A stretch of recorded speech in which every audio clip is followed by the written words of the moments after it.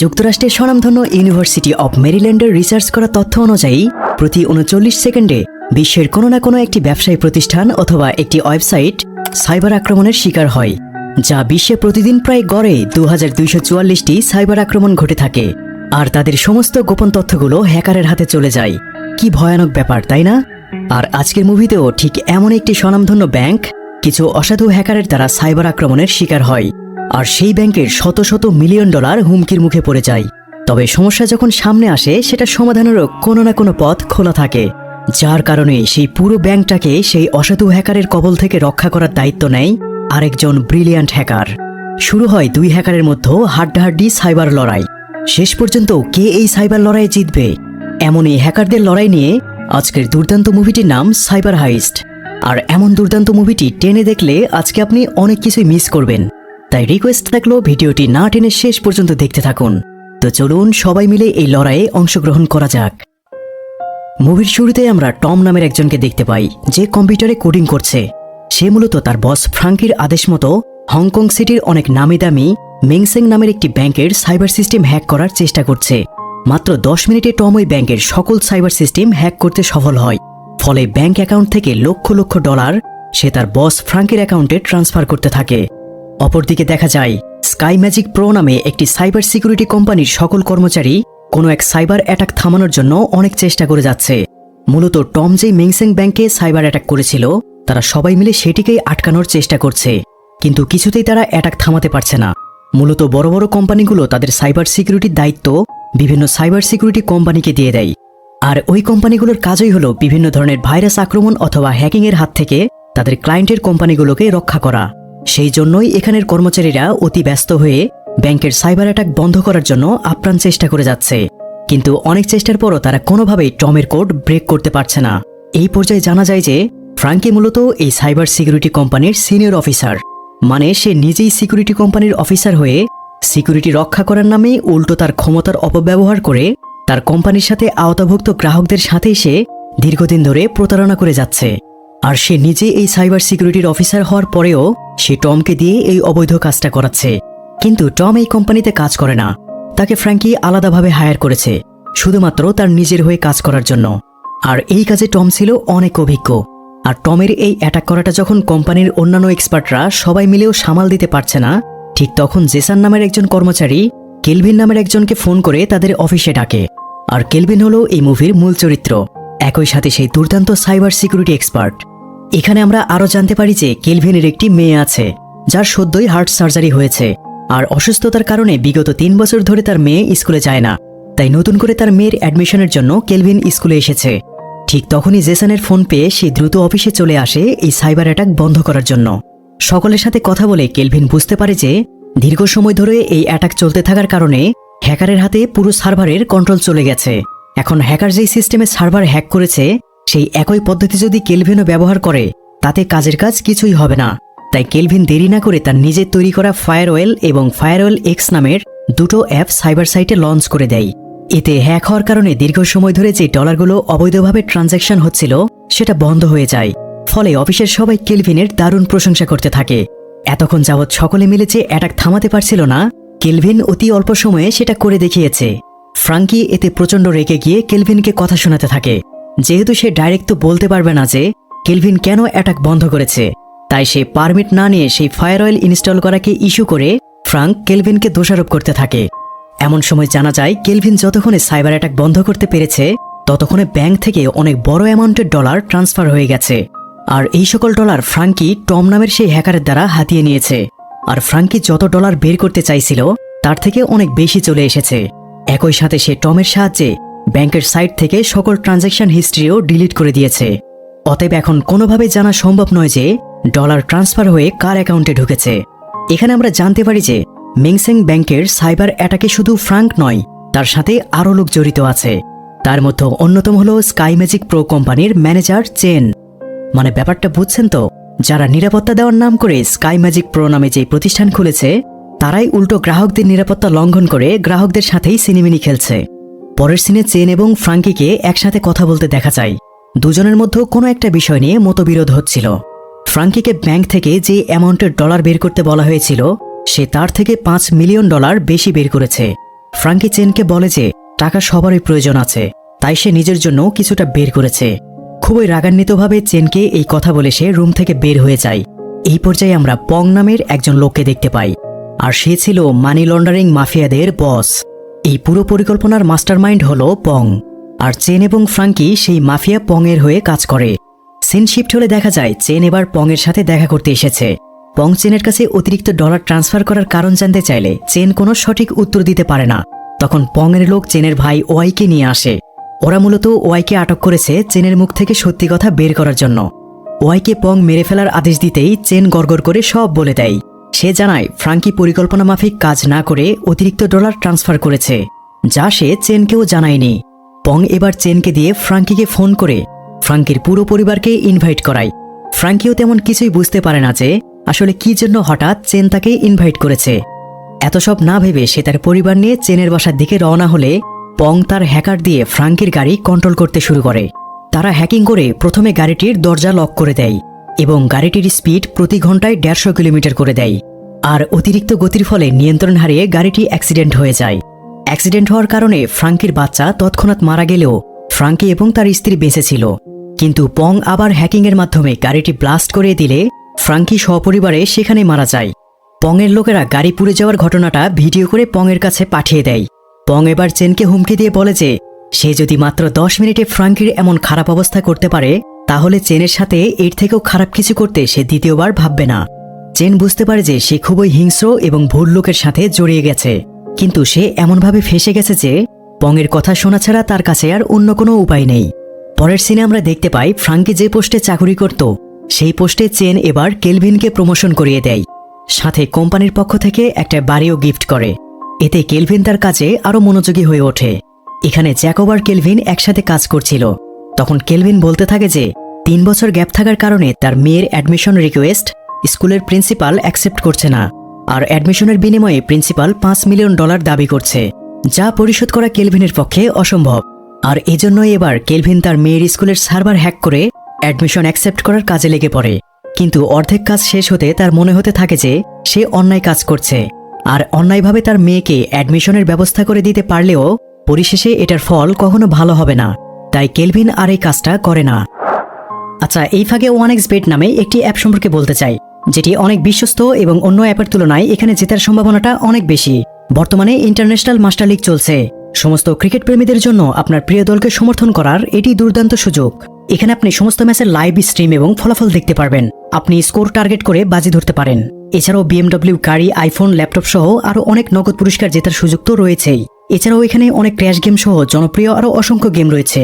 আর রেজিস্ট্রেশনের সময় আমার প্রোমো কোড এমফিকশন ব্যবহার করে প্রথমবার জমাতে পান 12,000 টাকা পর্যন্ত ও ফ্রি স্পিন।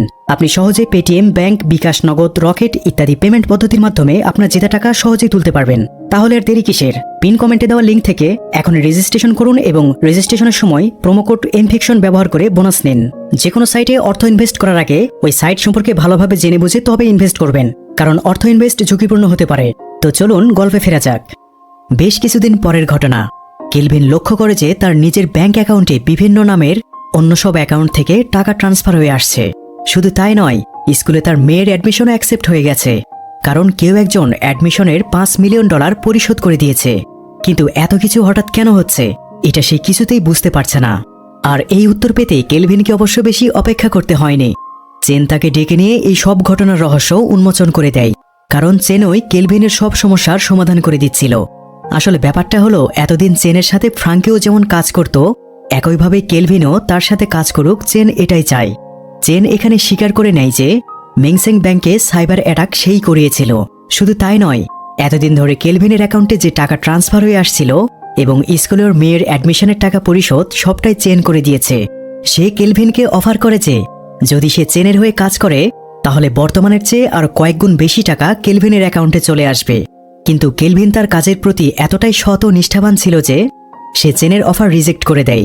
পাশাপাশি চেনের এইসব ঘটনা পুলিশকে জানিয়ে দেওয়ারও হুমকি দেয়। এখানে আমরা চেনের মাধ্যমে কেলভিনের অতীত সম্পর্কে কিছু তথ্য জানতে পারি। অতীত জীবনে টাকার অভাবে কেলভিন অনেক বাজে পথে চলে গিয়েছিল, যেই কারণে তাকে জেলও খাটতে হয়েছিল। তবে এখন কেলভিন পুরোপুরি অন্য মানুষ। অন্যায় থেকে সে অনেক দূরে থাকার চেষ্টা করে। এতক্ষণ যাবৎ চেন আর কেলভিনের মধ্যে যে কথাবার্তা হচ্ছিল তার সবটা কেলভিন রেকর্ড করেছিল। কিন্তু চেনের চালাকির কাছে কেলভিন ধরা পড়ে যায়। চেন সেই রেকর্ডিং ডিভাইসটা পানিতে ফেলে দিয়ে চলে যায়। সন্ধ্যায় কেলভিন যখন নিজের গাড়ি চালিয়ে বাড়ির দিকে ফিরছিল, তখন মাঝ রাস্তা থেকে পুলিশ তাকে জিজ্ঞাসাবাদ করতে থানায় নিয়ে যায়। মূলত ব্যাংকের সার্ভার হ্যাকিংয়ের বিষয়ে তারা জিজ্ঞাসাবাদ করতে শুরু করে। কেলভিনের উপর সন্দেহ হওয়ার কারণ হলো বেশ কয়েকদিন ধরে তার অ্যাকাউন্টে টাকা আসছিল। হতেই পারে যে কেলভিন ও ফ্রাঙ্কির সাথে মিলে সেই সাইবার অ্যাটাক করেছিল, অথবা হতেই পারে টাকার লোভে পড়ে কেলভিন ফ্রাঙ্কিকে সপরিবারে অ্যাক্সিডেন্ট করে মেরে ফেলেছে। মানে পুলিশ এমনই কিছু সন্দেহ করে তাকে জিজ্ঞাসাবাদ শুরু করে। কেলভিন তার উপর আনা সব অভিযোগ অস্বীকার করে। সে ভালো করেই বুঝতে পারছিল যে চেন তাকে ফাঁসাচ্ছে, কারণ সে চেনের প্রপোজ অ্যাকসেপ্ট করেনি। এছাড়া হঠাৎ করে কেলভিনের উপর পুলিশের এভাবে সন্দেহ করাটার মানে হয় না।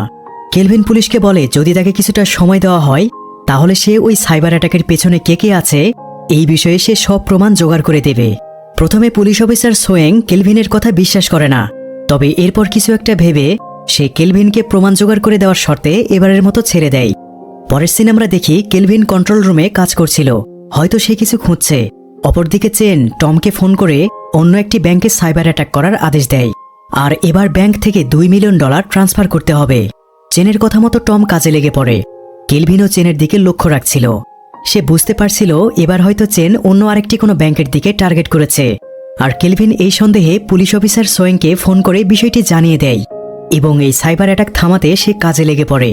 দেখা যায় কেলভিন তার ফায়ারওয়াল এক্স অ্যাপটির আপডেট ভার্সন বানিয়ে রেখেছিল, তাই সে এবার তার অভিজ্ঞতা দিয়ে এইবারের সাইবার অ্যাটাকে ডলার ট্রান্সফার হওয়ার আগেই সেটি সে পুরোপুরি বন্ধ করে দিতে সক্ষম হয়। একই সাথে এই সাইবার অ্যাটাকটা কোথা থেকে হচ্ছিল এবং কার অ্যাকাউন্টে ডলারগুলো ট্রান্সফার হতো সেই সব ইনফরমেশনও সে পেয়ে যায়। যার কারণে কেলভিনের হাতে এবার চেনের বিরুদ্ধে বেশ কিছু শক্তিশালী প্রমাণ জোগাড় হয়ে গেছে। কেলভিন সেই প্রমাণগুলো নিয়ে দ্রুত পুলিশ স্টেশনে রওনা দেয়, কিন্তু মাঝ রাস্তা থেকে চেনের লোকেরা তাকে কিডন্যাপ করার চেষ্টা করে। তবে কেলভিন চেনের লোকদের মেরে নিজেও কিছু মার খেয়ে তাদের কবল থেকে নিজেকে বাঁচে কোনো রকমে সে থানায় পৌঁছে যায়। কেলভিন এবার পুলিশ অফিসারকে কিছু বলবে তার আগেই সেখানে কেলভিনের ওয়াইফ স্ট্যাসি চলে আসে। সে জানায় যে তাদের মেয়েকে কেউ একজন কিডন্যাপ করে নিয়ে গেছে। এমন মুহূর্তে অপর প্রান্ত থেকে কিডন্যাপার ফোন করে স্ট্যাসিকে বলে যে তারা যদি তাদের মেয়েকে সহি সালামতে ফেরত চায় তাহলে যেন কেলভিনের কাছে যে প্রমাণ আছে সেটা তাদেরকে ফেরত দিয়ে এবং প্রমাণগুলো আজীবন গোপন রাখার শর্তে তারা যেন তাদের মেয়েকে বাঁচিয়ে নিয়ে যায়। যার কারণে এবার উপায় না পেয়ে কেলভিন অফিসে এসে চেনকে ওই সকল প্রমাণগুলোর ডকুমেন্টস ফিরিয়ে দেয়।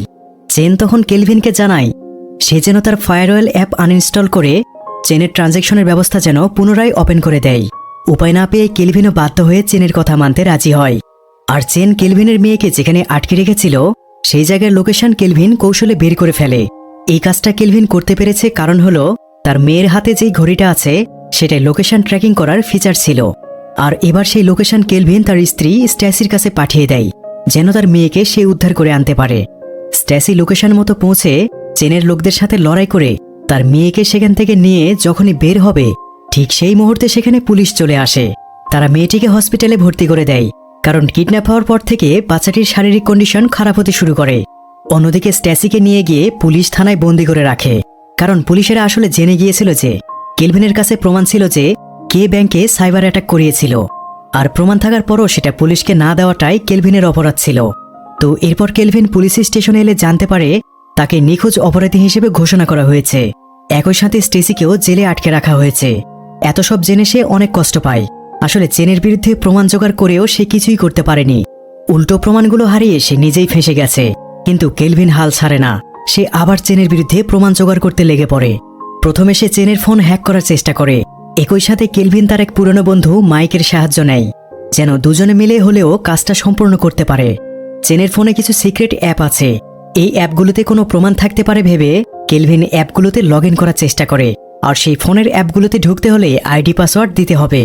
যেহেতু কেলভিনের কাছে সেগুলো নেই, তাই চেনের ফোনে যেই অ্যাপগুলো ইনস্টল করা ছিল সেই অ্যাপগুলোর সার্ভার হ্যাক করে সেখান থেকে চেনের আইডি পাসওয়ার্ড খোঁজার চেষ্টা করে। তখন কেলভিন এমন অনেক তথ্য জানতে পারে যে যা দেখে সে চমকে যায়। চেন নিজের নামে অনেক ধরনের অ্যাকাউন্ট খুলে রেখেছে। একই সাথে সে বিভিন্ন নামে অনেকগুলো পাসপোর্টও বানিয়ে রেখেছে। কেলভিন সবগুলো আইডিতে পাসওয়ার্ড দিয়ে ওপেন করার চেষ্টা করে। এতে অনেকটা সময় নষ্টও হয়। অবশেষে অনেক চেষ্টার পরে কেলভিন চেনের একটি অ্যাপে অ্যাক্সেস করে ফেলে। তবে এত চেষ্টা করেও লাভ হয় না, কারণ চেন অনেক আগেই তার ফোন থেকে রিস্কি সব ডেটা ডিলিট করে দিয়েছে। অর্থাৎ এমন কোনো ডেটা সে ফোনে রাখেনি যা ব্যবহার করে কেউ তাকে বিপদে ফেলতে পারে। কেলভিন কিছু মেসেজ পায়, যেগুলো পড়ে সে বুঝতে পারে যে চেন আসলে পং নামের একজন মানি লন্ডারিং মাফিয়ার হয়ে কাজ করে, যার কারণে এবার কেলভিন পংকে খুঁজে বের করার চেষ্টা করে। তাই সে পংয়ের গাড়িটি সিসিটিভি ক্যামেরা হ্যাক করে ফেলে। কেলভিন দেখতে পায় পং সেই মুহূর্তে গল্ফ খেলছে। তখন চেন গিয়ে সেখানে উপস্থিত হয়। চেনের এখানে আসার মূল লক্ষ্য হলো পংকে খুন করা, কারণ সে পংয়ের হয়ে কাজ করলেও পং তাকে বিভিন্ন সময়ে বিভিন্নভাবে হয়রানি করিয়েছে। সে পংয়ের এসব হয়রানি থেকে মুক্তি পেতে চায়, যা পংয়ের মৃত্যু ছাড়া সম্ভব নয়। তাছাড়া পং চেনের ভাই ওয়াইকেও মেরে ফেলেছে, আর এটা চেন কোনোভাবেই ভুলতে পারবে না। আর পংকে মেরে ফেলার জন্য চেনের এই সিদ্ধান্তটা কেলভিনের জন্য একটা লাকি টার্ম।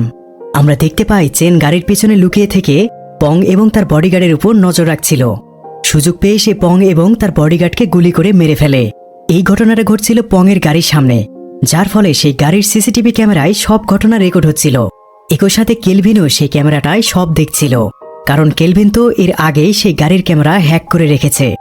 এবার কেলভিনের কাছে চেনের বিরুদ্ধে জোরালো প্রমাণ আছে। একটু সময় নষ্ট না করে সে এই ভিডিও ফুটেজ এবং চেনের লাইভ লোকেশন পুলিশ অফিসার সোয়েংকে পাঠিয়ে দেয়। পুলিশ ঘটনাস্থলে পৌঁছানোর আগেই চেন সেখান থেকে বেরিয়ে পড়ে। সে বুঝতে পারছিল কেউ তার লোকেশন ট্র্যাক করেছে, তাই সে নিজের ফোন ফেলে দেয় যাতে তাকে আর কেউ ট্র্যাক করতে না পারে, যার ফলে কেলভিন এবার চেনের লাইভ লোকেশন হারিয়ে ফেলে। সে ভীষণ চিন্তায় পড়ে যে কিভাবে চেনকে ধরা যায়। হঠাৎ কেলভিনের মনে পড়ে যে সে চেনের রুমে একটা মেডিসিন দেখেছিল, যেই একই মেডিসিনটা কেলভিনও তার মেয়ের জন্য কিনে থাকে। অর্থাৎ কেলভিনের মেয়ে যেই রোগে আক্রান্ত ছিল, চেনও ঠিক একই রোগে আক্রান্ত। যার কারণে এবার কেলভিন ওই মেডিসিন কোম্পানির সার্ভার হ্যাক করে জানার চেষ্টা করে যে চেন ওই মেডিসিনটি কেনার পর সেটি কোন ঠিকানায় পার্সেল করে আনায়। কেলভিন সেখানে একটি পুরাতন বিল্ডিংয়ের ঠিকানা পায়। পরের সিনেই দেখা যায় চেনও ওই বিল্ডিংয়ে গিয়ে পৌঁছে গেছে। সেখানে চেন তার ভাই ওয়াইকে রেখে ট্রিটমেন্ট করাচ্ছিল। মূলত পং ওয়াইকে মারতে পারেনি, তবে ওয়াইয়ের শারীরিক কন্ডিশন খুবই খারাপ। এরপর কেলভিন আবার চেনের লোকেশন পুলিশের কাছে পাঠিয়ে দেয় এবং সে নিজেও গিয়ে সেখানে পৌঁছায়। আর দুজনে সামনাসামনি হতে লড়াই শুরু হয়ে যায়। চেন এবার রিভলভার বের করে কেলভিনকে গুলি করার চেষ্টা করতে থাকে, কিন্তু ধস্তাধস্তির কারণে সুবিধা করতে পারে না। এই পর্যায়ে ঘটে আরেক দুর্ঘটনা। কেলভিন আর চেনের মধ্যে লড়াইয়ের এক পর্যায়ে অসাবধানতাবশত রিভলভার থেকে একটি ফায়ার হয়, যেই গুলিটি গিয়ে লাগে ওয়াইয়ের গায়ে। এতে ওয়াই সেখানেই মারা যায়। ভাইয়ের মৃত্যু চেনকে উন্মাদ করে তোলে, যার কারণে এবার সে কেলভিনকে মেরে ফেলার আপ্রাণ চেষ্টা করতে থাকে। ঠিক সেই সময় ওখানে পুলিশ অফিসার সোয়েং তার টিম নিয়ে চলে আসে, আর চেনকে পুলিশ অ্যারেস্ট করে নিয়ে চলে যায়। আর সিনেমার একদম শেষ অংশে আমরা দেখতে পাই কেলভিন তার মেয়েকেও কোডিং করে প্রোগ্রামিং শেখাচ্ছে। কেলভিনের ইচ্ছা তার মেয়েও একদিন তার মতো একজন সৎ সাইবার সিকিউরিটি স্পেশালিস্ট হবে, আর সকল অন্যায় এবং দুর্নীতির বিরুদ্ধে তার বুদ্ধিমত্তা কাজে লাগিয়ে সেগুলোকে দমন করবে। আর এখানেই মুভিটি শেষ হয়। তো ভিডিওটি কেমন লাগলো তা অবশ্যই কমেন্ট করে জানিয়ে দিবেন।